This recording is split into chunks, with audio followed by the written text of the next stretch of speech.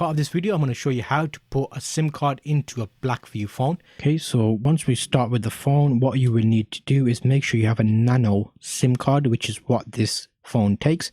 If you have a SIM card that is not a Nano-SIM card, you can contact your manufacturer to request a SIM card which is a Nano. And you can see here, to give you an idea of the size of a Nano, that is a Nano.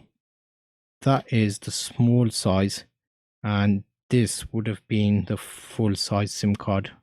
So it gives you an idea how small it is. That's an SD card we're going to use. This camera allows you to have 2 SIM cards as well. So you'll need 2 Nano SIMs if you want to make advantage of that. First thing to note on this phone is if you take the SIM card tray out while the phone is facing you, like this, what will happen is when you pull that out, your SIM card and your memory card will just fall down. It's quite a tricky one. What I like to do is if you flip the phone down, so it's facing down on the table, and then get your tool, and you can just push the little tool into the little hole. You can hopefully see that there on the side. So little hole, you push the tool in, it makes a little clicking noise, and that tray has released itself. You can pull the tray out and place it on the table. If you do it exactly like I'm showing you, you should find it easier. So the first thing to do is your memory card needs to be facing up so you can see the golden pins.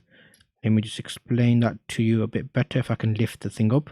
If you can't lift it, just use the tool to help you, and that's the way you want it to be. So you see how that SD card has now got the golden pins facing up. You can basically insert it in to that section there. So let me show you a close-up of that. What we're doing is the tray is like that. We're putting that into it there. So now that memory card is nicely placed. They could have made this a bit better. It's very confusing. I can understand how people are struggling with it. And the SIM card needs to be a Nano SIM card. And again, we're going to face the contactors up, and the little card will fit just there. So now those two have fitted in.